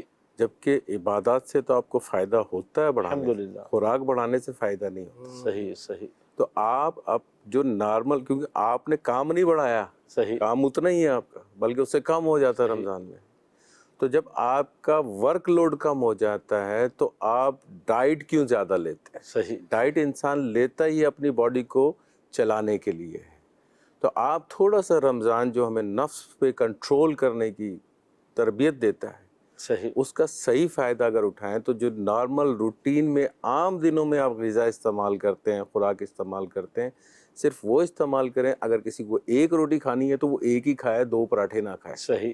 اگر کسی نے 1 پلیٹ چاول لینی ہے تو وہ 1 پلیٹ چاول لے، 1 بریانی کی پلیٹ نہ کھائے بڑی. صحیح. تو اگر اس چیز کو آپ کنٹرول رکھیں گے تو آپ پورے رمضان میں آپ کی صحت برقرار رہے گی، کیونکہ آپ کا ورک لوڈ کم ہو جاتا ہے، بڑھتا نہیں ہے رمضان میں، لیکن ڈائٹ آپ کی بڑھ جاتی ہے۔ مسئلہ پھر بیماری اور موٹاپا، دونوں چیزیں بڑھتی ہیں جس کی وجہ سے آپ کو نقصان ہوتا ہے، فائدہ نہیں ہوتا ہے۔ تو صرف ان دو چیزوں کا خیال کریں گے تو رمضان ماشاءاللہ اچھا کیا گزر بات جائے گا۔ بڑی پیاری بات ڈاکٹر صاحب نے فرمائی کہ موٹاپا بھی بڑھ جاتا ہے، زیادہ ہو جاتا ہے ویٹ، تو ایک مشورہ یہ بھی ہے کہ اپنا ویٹ چیک کر لیں بھائی، کیونکہ رمضان تو کافی گزر چکا، لیکن اگر آپ کو اسٹارٹنگ ویٹ یاد ہے آپ کو کہ رمضان جو میں نے شروع کیا تھا میرا ویٹ اتنا تھا، تو رمضان میں تو بندہ عموماً کم کھاتا پیتا ہے، کئی گھنٹے بھوکا پیاسا رہتا ہے، تو وزن کم ہوا یا بڑھ گیا، تو ابھی بھی کنٹرول تو کر سکتے ہیں اور بقایا زندگی بھی کریں تو انشاءاللہ بندہ بڑا ہلکا پھلکا رہتا ہے، بڑا ایزی رہتا ہے۔ تو اللہ کی رضا کے لیے، ثواب کے لیے اپنی صحت کا بھی خیال رکھیے، اپنے ساتھ گھر والوں کی صحت کا بھی خیال رکھیے۔ اسپیشلی میں اپنے مدنی چینل کے ناظرین سے عرض کروں گا، اپنے اسلامی بھائیوں سے، مرد حضرات سے، گھر کی خواتین کا بھی اسپیشل شکریہ ادا کریں۔ یہ رمضان میں سحری وقت پر ملنا، افطار وقت پہ ملنا، ان کا بہت بڑا پارٹ ہے یہ۔ اگر گھر کی خواتین اتنی مشقت نہ اٹھائیں، یہ کب اٹھتی ہیں؟ ہمارے لیے سحری تیار ہوتی ہے، گرم گرم سحری کی جو بھی اللہ کی دی ہوئی نعمتیں وہ ملتی ہیں، اور اسی طرح افطار میں کتنا اہتمام کرتی ہیں۔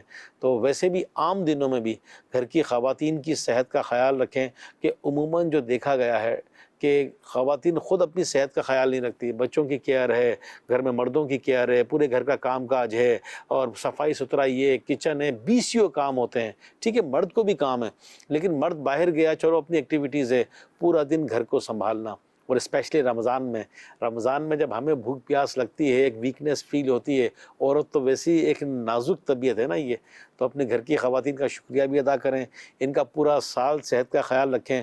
کسی نے کیا پیاری بات کہی کہ اللہ نہ کرے مرد بیمار ہو جائے گا، عورت سنبھال لے گی، گھر بھی سنبھال لے گی، مرد کو بھی سنبھال لے گی، لیکن اگر عورت بیمار ہو گئی نا تو آپ کے بچے، آپ کی فیملی، آپ کا کھانا، آپ کے کپڑے ٹائم پر نہیں ملیں گے، دھلے میں نہیں ملیں گے، پریس ہوئے ہوئے نہیں ملیں گے، بہت سارے ایشوز آ جائیں گے۔ آپ کو کچن کا ہی نہیں پتا ہوگا کون سی چیز کہاں رکھی ہے، آپ کو فریج کا ہی نہیں پتا ہوگا کون سی چیز کہاں رکھی ہے، تو بہت ساری آزمائشیں ہیں۔